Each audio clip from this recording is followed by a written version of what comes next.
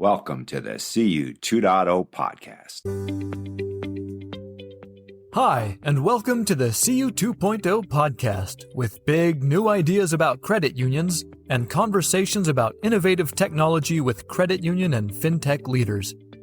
This podcast is brought to you by Quillo, the real-time loan syndication network for credit unions, and by your host, longtime credit union and financial technology journalist Robert McGarvey. And now, the CU 2.0 podcast with Robert McGarvey. In a year, about 500 members of First City Credit Union in Pasadena will die. It's a credit union with 57,000 members. And what happens after the member's death? On the show is Saeid, CEO and co-founder of Ribbon, a fintech that has developed a toolkit to help credit unions speed up the process of settling a member's estate. And also, this is huge, helping the credit union retain some of those assets on its books. Also on the show is Nav Khanna, CEO of the $900 million First City Credit Union. And his is the first credit union to go live with Ribbon. Why did he agree to be the first? What benefits has First City seen? You'll hear the details. Note this, at most financial institutions, the process of handling a deceased member's accounts is labor-intensive. That annoys the heirs, and very likely it also annoys most of the credit union employees who are tasked with handling the estate. Saeid knows all of this firsthand, because the idea for Ribbon grew out of his own frustrations in settling his father's estate, a process that took many frustrating weeks. There had to be a better way, he thought, a way that worked better for the heirs and maybe for the credit union too, because the heirs no longer would leave the institution with a settlement check in hand with the intention to never again deal with that institution that had frustrated them so much. It's an automated system. It's a smooth system. And Nav tells us it's really working at First City. Listen up. Let's start. Introduce yourselves. Yes, I'm Saeid Kian. I am the CEO and co-founder of Ribbon. We're the inheritance platform for credit unions. Hi, good morning, Robert. My name is Nav Khanna. I'm the president and CEO of First City Credit Union in sunny Pasadena, California. We serve the county workers of Los Angeles, what I like to call hero first responders, and I consider First City Credit Union financial first responders. I've been a CEO here for about 3 years. I'm a first-time CEO, long-time admirer. Great to be here. Yeah, that credit union started with sheriff's deputies in LA County. You remember that? Absolutely. 1937, 11 sheriffs founded us because it was during the height of the Great Depression, which a lot of us credit unions were founded around. They saw their colleagues losing their jobs, their livelihoods, their dignity, their homes, their lives. And they said, we have to get together and help in a cooperative spirit. And our mission purpose has not changed in the last 88 years. Cool.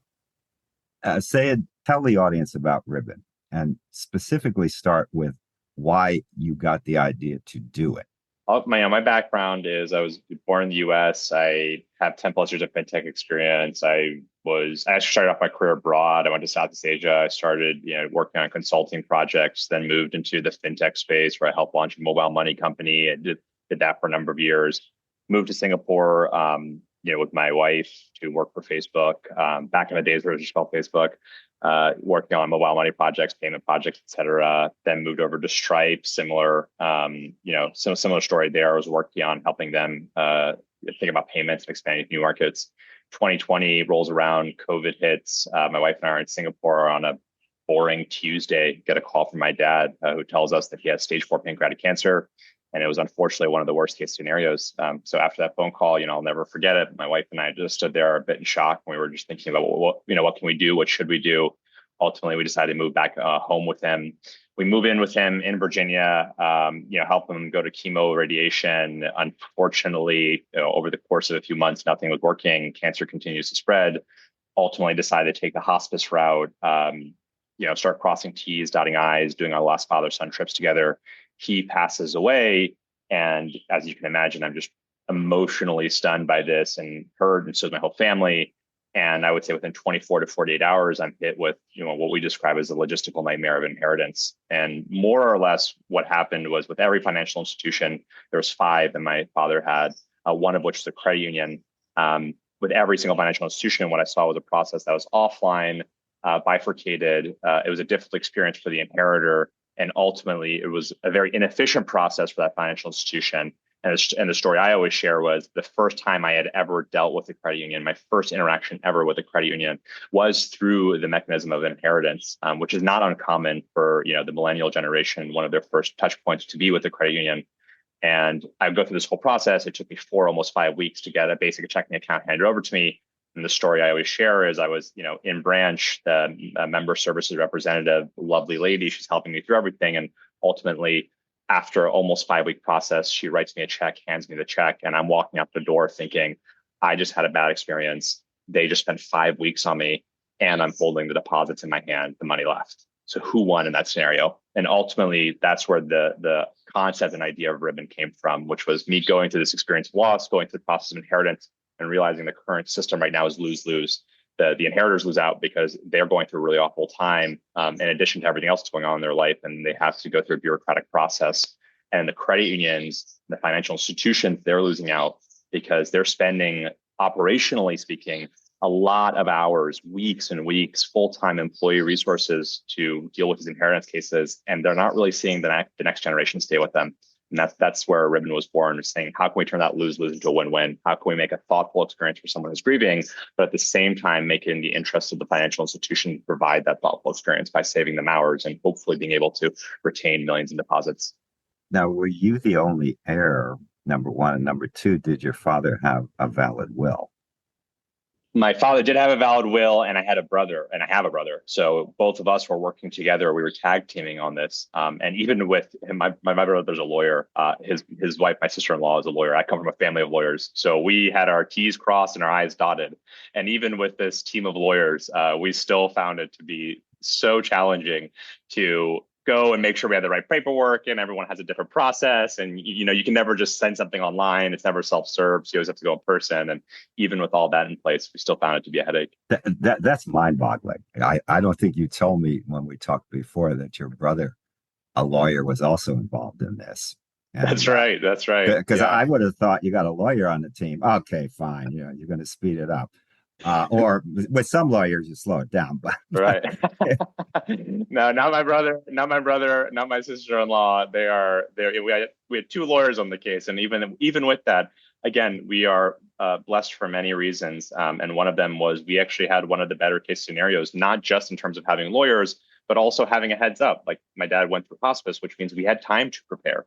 A lot of Americans do not have that kind of time. That is actually a luxury and a blessing in many ways. As hard as it was, it did allow us to get our affairs in order. And even with that, it still took more than a month per institution.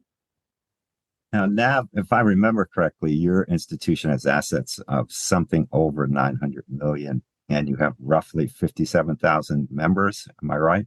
Spot on. Son of a gun, I get bonus points.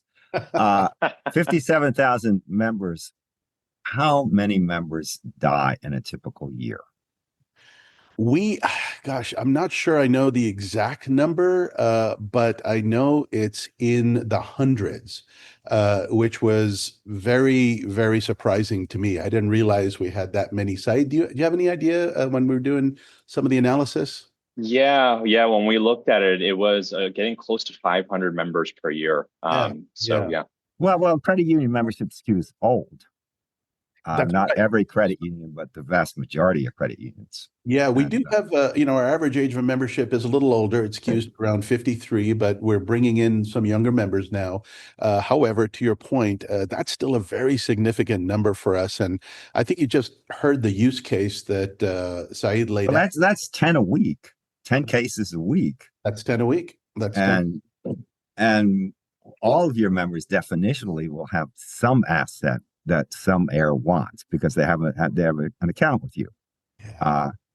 And that's a lot of, and you're not charging a fee. The credit union isn't charging a fee for this. So that's just basically money down the drain.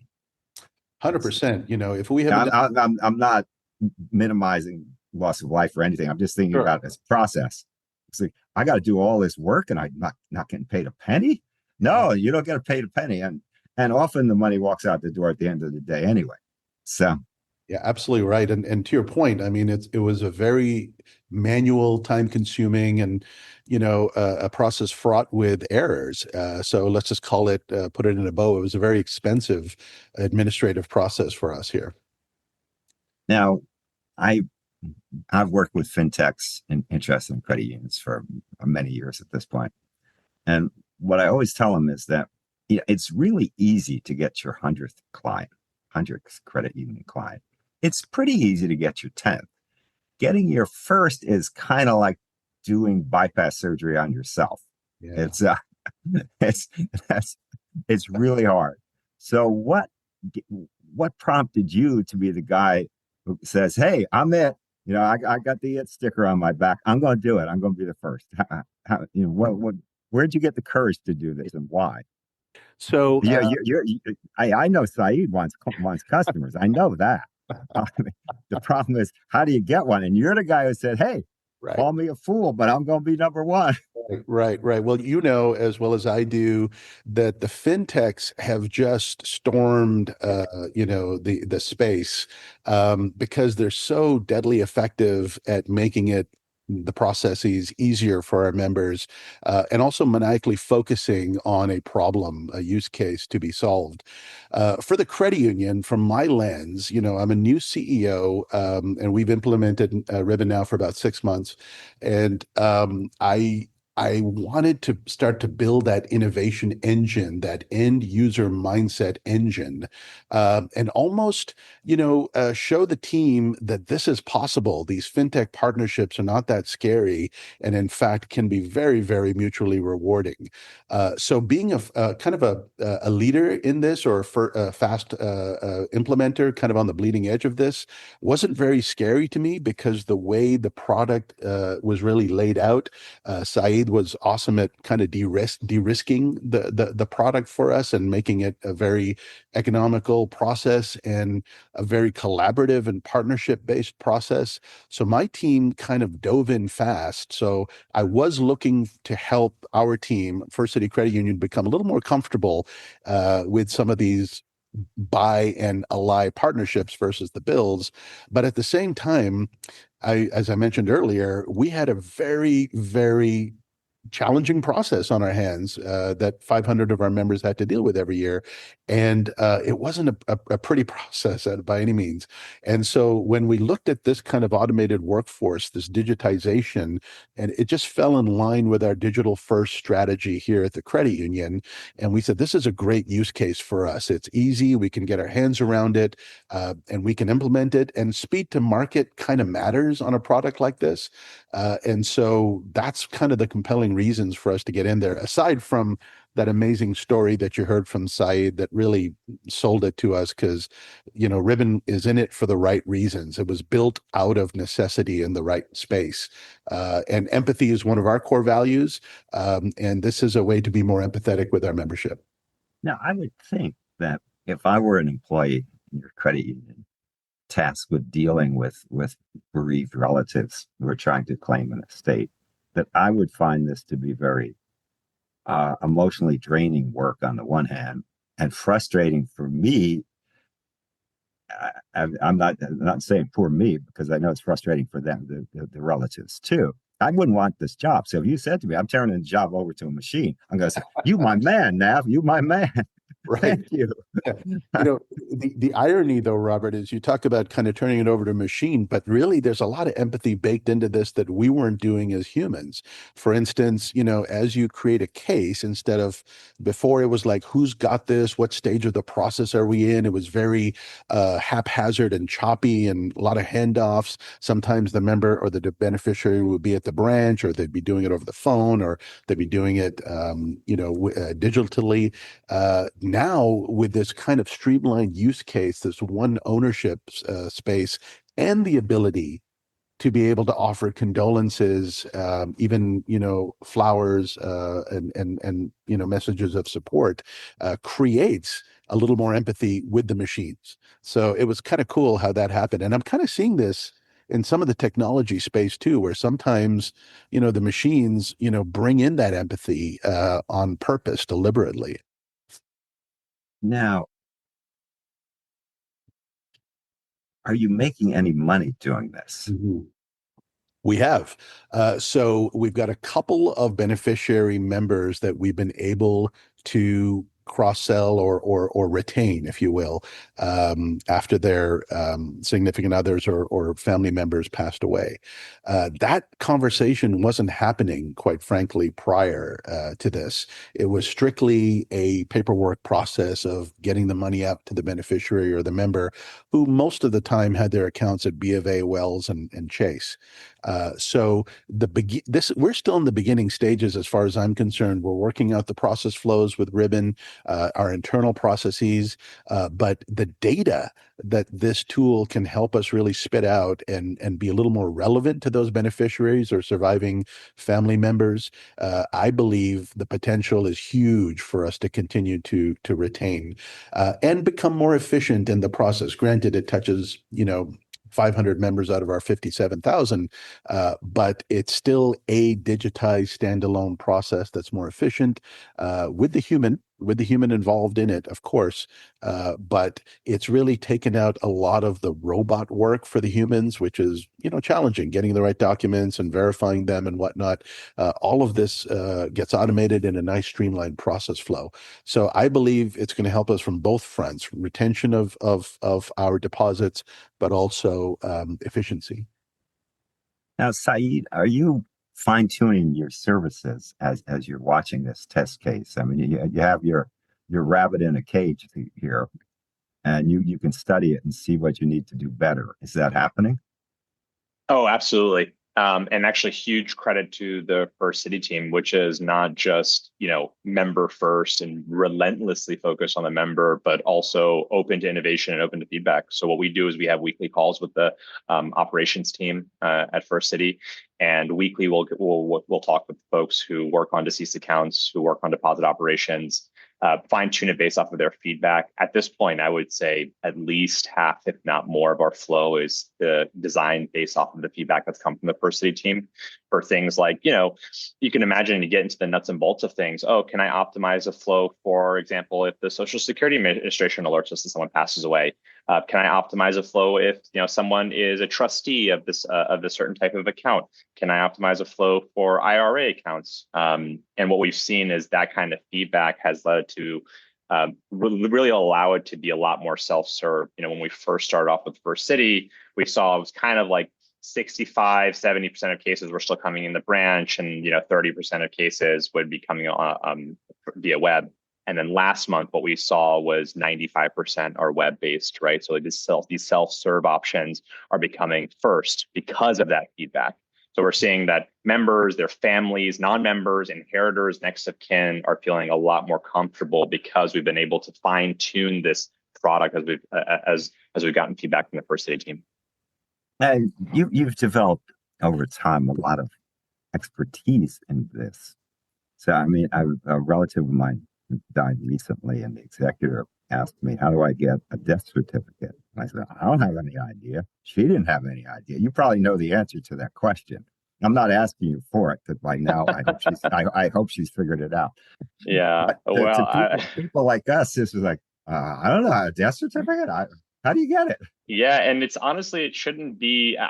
One of the things we hope for Ribbon to be is let people focus on the things that matter in their lives, and let fintechs take care of the nitty gritties, the details, logistics. So what I hope our company can do is just make it so, and not everyone needs to know exactly specifically, oh, if I need this kind of document, here is where X, Y, and Z need to be signed off, and here's how you get it notarized. I want our company to get to a point where we can just offload a lot of that burden. It's simple and it's intuitive within the flow, where to get certain documentation, how to get it signed digitally, and be able to provide it to their wonderful institutions, and be able to do that. And in order to be able to provide that flow, you can imagine not just me, but the whole Ribbon team had to become experts in this whole process, which were, we spent a lot of time in the details.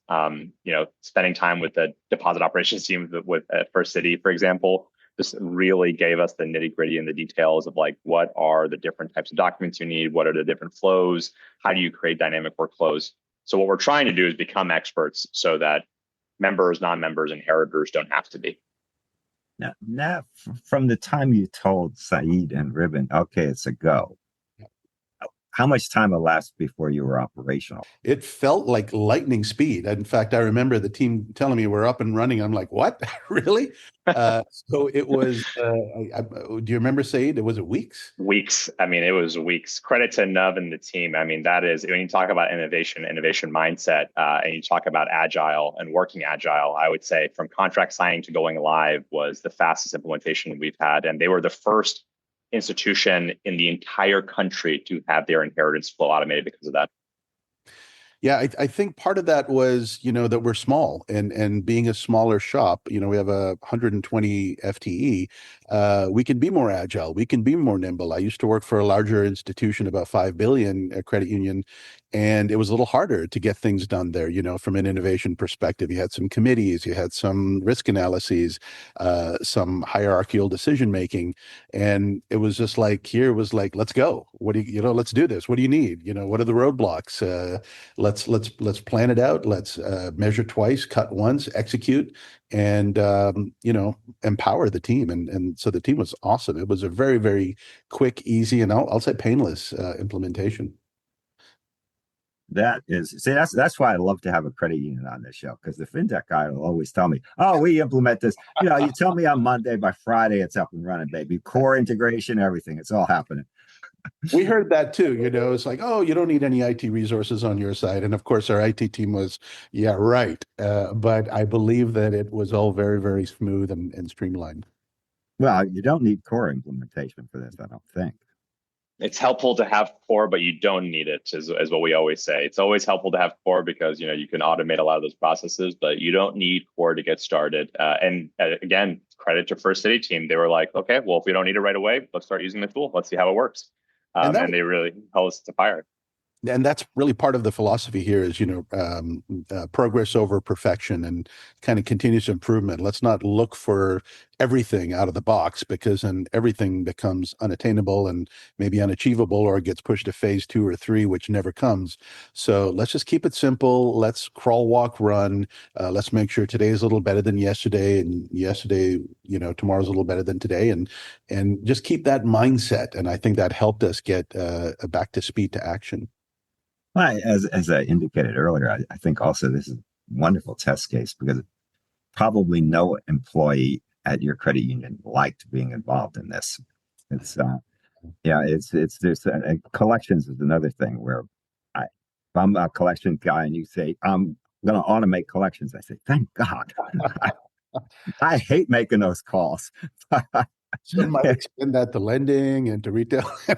We don't want to go down that path. But, to your point, this actually allowed the humans to do what we need the humans to do more of and better, which is be empathetic. So they didn't have to just get, quagmired in process and documents and get right into the process flow. That could be automated and pushed off to the robots. But it actually allowed the team more time to sit down and have a conversation and just say, sorry this happened. What can we do to help? And we're here. And I don't know if you know much about us, if you're from outside, et cetera, et cetera. So it was, I think, pushing the right processes to the right automation and allowing the humans to elevate. Nobody wants to shy away from these processes because we hire empathetic people and we have wonderful people that care on our staff. And this just allows them to shine more in that space versus have to jump into a process flow. Now, when a member dies, how typically does the credit union learn about this? It's like, apparently Social Security sometimes notifies, but I assume there are other more direct paths. For us, historically, it's been the beneficiary or the family member that contacts us, and that starts the process. So it's a very reactive process for us. I think the goal is to get a little more proactive using intelligence and data smarter, but maybe I'll defer to Saeed on how where we're headed there. Exactly. I mean, so there's really a few ways that folks can learn about it. As Nub mentioned, the primary way is through the beneficiaries and next of kins. Government agencies, Social Security Administration being the most prominent, but other ones too, like VA, et cetera, they will alert an institution, but generally only if, for example, in the case of Social Security, only if they're receiving Social Security into the account. So you could have lots of cases, for example, like my dad was a classic case when with his credit union, he wasn't getting Social Security payments into that credit union. So they wouldn't have known were not for me, my brother going and alerting that credit union that he passed away. So what we're doing now is we're implementing the largest death master file, what's called a limited access death master file, in combination with AI and online scans for things like obituaries, things like social monitoring and web monitoring to be able to proactively alert our customers that's the ones passed away. So First City will be the first ones to get that kind of automation provided to them, which is that way you don't. There's a lot of I'll save all the details, but a lot of operational inefficiencies if you don't know that one of your members passed away can be really costly and burdensome, and just so much easier for us to be able to say, hey, we got news that someone passed away. You should freeze that account. Now, tell me some of the operational inefficiencies that arise. Yeah, I can. Yeah, for a few, for example, is you could have like auto payments continuing to go, and those auto payments continue to go out, right? So someone passes away, and those payments are continuing to go out, and then there's cases of fraud. What if someone goes and tries to withdraw the money, and the account's actually frozen? You're not allowed to have that happen. There's a lot of things that can happen from a compliance and regulatory, or just from a fraud or cost perspective. There's a lot of reasons why you just want to freeze an account when someone passes away. It just makes things a lot simpler and clearer, so you don't have this back and forth. It's very common for our customers to tell us that they had an account where they just had to go and do something like reclamation with Treasury because Social Security payments came in after someone passed away. Yep. And you mentioned fraud. Is that a concern for you at the credit union that they're fraudulent? Fraud is always a concern, and it just continues to grow from a member to member type fraud, but cyber threats as well, social engineering, phishing. Elderly are a target, and in these instances, sadly, there are people that prey upon beneficiaries and surviving family members, maybe not so much from a fraud perspective, but just from a very unscrupulous, perspective, in terms of we can help and, we'll take care of it. And then who knows what, then the fraud happens. So yeah, it's a concern. It's always there. It's omnipresent and it's growing. And sadly, sometimes technology has made that harder because some of these are public records, and some of these surviving family members, beneficiaries are targets. So we definitely want to make sure that education to the survivors and beneficiaries is there, so they understand, we are their official partner in this process, and we will make sure that we do it the right way, and be wary of others that may be lurking. Now, are other institutions on this platform? Yes. How many? We're getting close to double digits now. So we're going to share more for end of the year, but it's been unbelievably exciting, Nov being the first one, and First City being the first one to join with us less than a year ago now. We've only been up with them for 6 months, and thanks to that partnership, thanks to that feedback, and thanks to those use cases, we've gotten a lot more interest from other credit unions, other financial institutions across the country who say, this is not something that we should be spending full-time resources on. Having a bad experience for inheritors is not what we want. Being part of the Great Wealth Transfer is something that aligns with our strategic goals. So, Robert, I believe the first time you and I chatted more than a year ago now, we were essentially just a few lines of code at that point, and a promise. Oh, you lied to me. You lied to me. No, it was live. It was live. It was just, no one was using it, and First City wasn't using it, and no one else was using it. And then here we are now being able to say that we process thousands of inheritance claims a month, and we're really excited about that.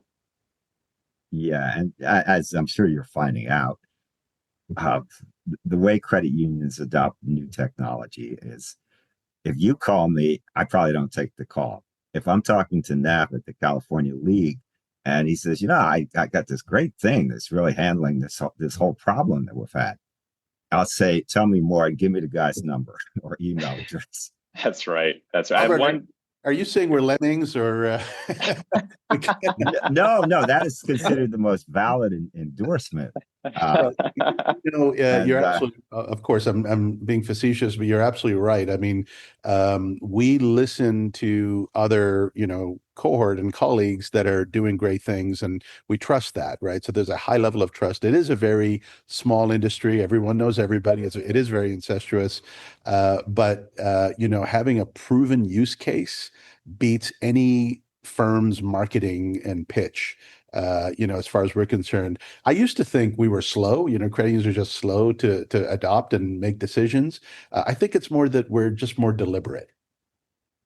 I really agree with that. And the number one piece of advice we got as a fintech when entering was find the right first partners, because a reputation precedes folks in this industry. And that if you have the right reference partner, it will change everything for you, because folks will know that they have a reputation of being deliberate, innovative, member focused, et cetera. And if they can vouch for you, it'll do more. As exactly like Nav said, they'll do more than any marketing campaign will ever do. And that has been so true for us. It's just the difference between me saying, I promise you this will be really good, versus Nav saying this is something that we would like for our credit union, has changed the trajectory of our business. and he's saying he's actually making some money at doing this. It's not just all cost, which is well, I'm a credit union executive, and I hear that, my interest level goes way up. Yeah, it's a lot of fintechs are pure cost, and that's no fun. It's There, so there has to be an ROI though, Robert, with no matter, what members investment money we spend. And it could be, like I said, a combination of revenue growth and or, expense reduction and or employee satisfaction, member satisfaction, all that comes into play. But we deliberately looked at Ribbon as, what is the return on this expenditure? This is our members' money. And there was a use case there, and we're starting to realize that. As I said, I believe the best is yet to come. We have not leveraged the tool as much as we need to. Quite frankly, and Saeid knows this, we haven't really launched this product to the membership. It's been 6 months. We've been trying to get the processes right and the training and all of that put into play. So we're just kind of funneling a lot of our members to the Ribbon platform, be it if they come in person or pick up the phone, which is great. But imagine when we really start to market this as a differentiator. That really hasn't even started yet. So I just see tons of potential here for us. I've liked this product since I heard about it. Really, it really does alleviate a lot of aggravation that heirs are feeling at a time when they don't really need this aggravation. And in many cases, bills are coming in that have to be paid, and they just as soon pay it out of the estate. But the money's frozen. It's like, what? I can't touch the money.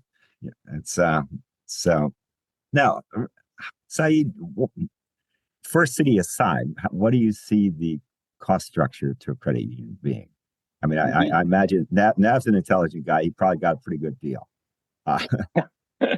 Yeah, he actually framed it perfectly. We want to do it based off of ROI and business case. We actually felt that from the beginning. It was we tried in our very early days to kind of just go out there and wing it. Tell you right now that fails, and it fails miserably.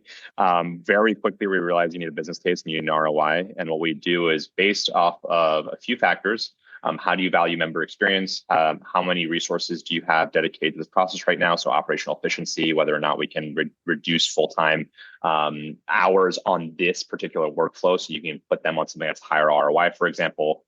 So operational efficiency is a big one, and then deposit retention. Using those three pillars, we say, okay, you fall into this tier pricing. So usually, the assets that you have, the number of members that you have, and the amount of time that you spent per deceased account, also known as like how many resources do you have dedicated for deposit operations on deceased account workflows, will put you in some kind of tier. And that tier for us is all about what can make sure that Ribbon can cover its costs and and scale as a business. But most importantly, can we actually really provide value way above and beyond the investment it takes in terms of monthly cost when it comes to Ribbon? So we tier it based off of the use case, the business case, and then that way we take an individualized approach to pricing and cost. And so far, what we're seeing is our target is that for every dollar that you're putting in Ribbon, you should be getting at least $2 back. That's really what we want to shoot for. So we really want to make sure that you have a very, very strong business case. What's the size of the biggest credit union that's using Ribbon? We have, I guess, depends on how you mean size. It by assets. Assets. Yeah, 5 billion.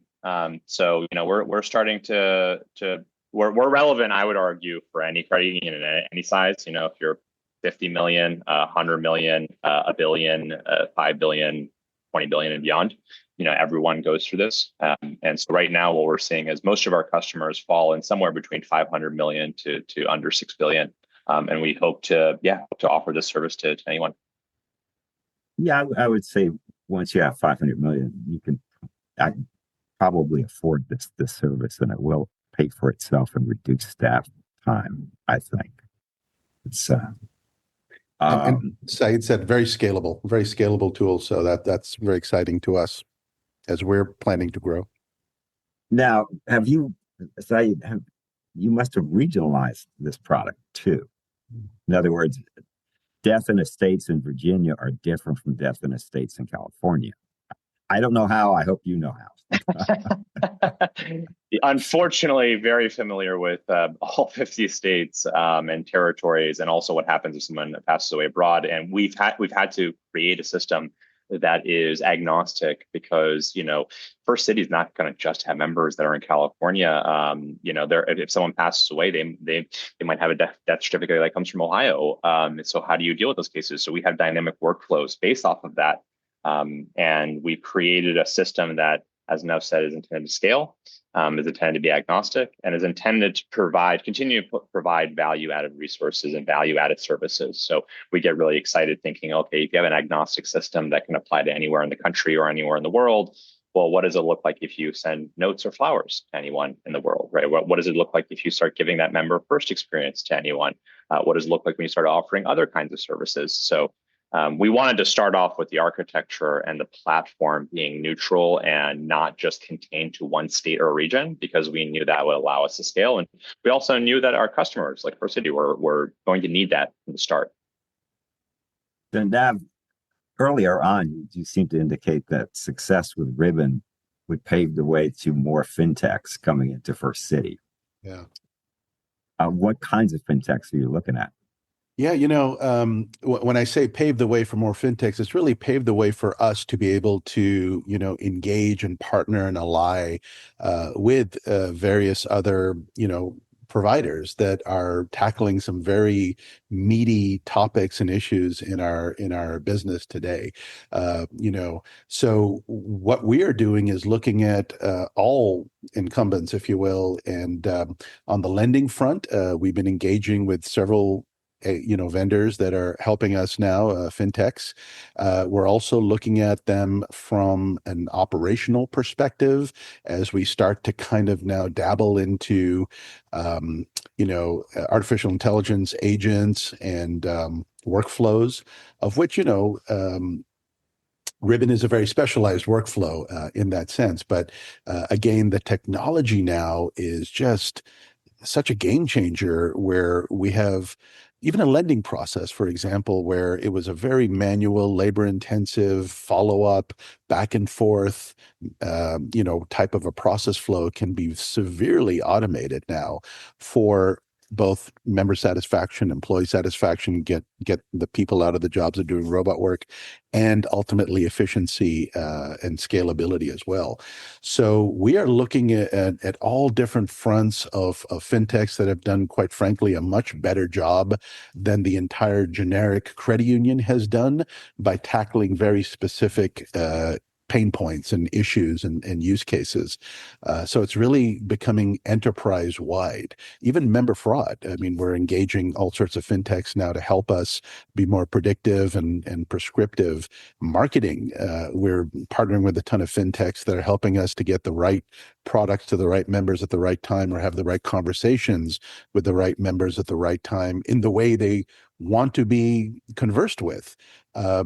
Prior to these fintech partnerships, we weren't able to do or build all of that. We can't build all of that. We're a small-ish credit union. I have to be careful when I say a $900 million credit union is a small credit union. Some of my $100 million colleagues get very frustrated when I say stuff like that. But I think the $5 billion shops, the $10 billion shops still have issues around, these areas and siloed processes and manual processes and redundant and inefficient processes, et cetera. And so we have to ally. And I think our successful partnership with Ribbon has given a lot more comfort to my team that we can do this and we can see benefits, from doing it. Now, we were involved with some other fintechs prior to Saeid, but this one was just such a tremendous use case with such a great story that goes around it, that the team has really rallied around that. All you have to do is tell the employees, hey, these fintechs aren't like our core provider. I know you hate the core provider. Everybody hates the core provider. These guys are much nicer guys. I don't know how they do it, because I see Saeid everywhere. He's all over the place. I think there's a clone or a twin somewhere. It's AI, man. I mean, there's 6 of him. I mean, he's doing 3 podcasts right now. I wouldn't be surprised.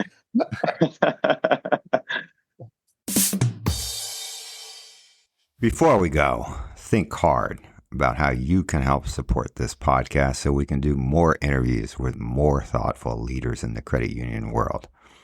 What we're trying to figure out here in these podcasts is what's next for credit unions. What can they do to really, really, really make a difference in the financial scene? Can't all be mega banks, can it? It's my hope it won't all be mega banks. It'll always be a place for credit unions. That's what we're discussing here. So figure out how you can help. Get in touch with me. This is rjmcgarvey@gmail.com. Robert McGarvey, again, that's rjmcgarvey@gmail.com. Get in touch. We'll figure out a way that you can help. We need your support. We want your support. We thank you for your support. The CU 2.0 podcast.